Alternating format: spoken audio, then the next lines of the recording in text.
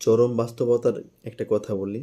সেটা হচ্ছে যে আমাদের মধ্যে এরকম কিছু মানুষ আছে যারা রাস্তাঘাটে, হাটে বাজারে বিভিন্ন জায়গায় খুব ভালো ব্যবহার করে এবং ব্যবহারটা খুব অমায়িক। কিন্তু ওই মানুষটাই যখন বাসায় ফেরে তখন তার বাবা-মা, ভাই-বোন, স্ত্রী, সন্তান তাদের সাথে খুব খারাপ ব্যবহার করে। যেটা এক কথায় মানে অমানবিক একটা ব্যবহার করে। কিন্তু মানুষের মনে রাখা উচিত যে সবচাইতে ভালো ব্যবহার পাওয়ার যোগ্যতা রাখে হচ্ছে গিয়ে বাবা-মা।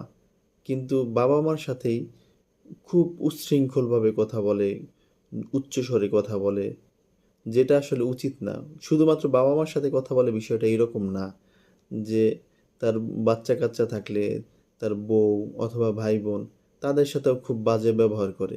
কিন্তু ওই মানুষটাই যখন হাটে বাজারে বিভিন্ন দোকানপাটে যায় তখন এত সুন্দর ব্যবহার করে যেটা আসলে চিন্তার বাহিরে।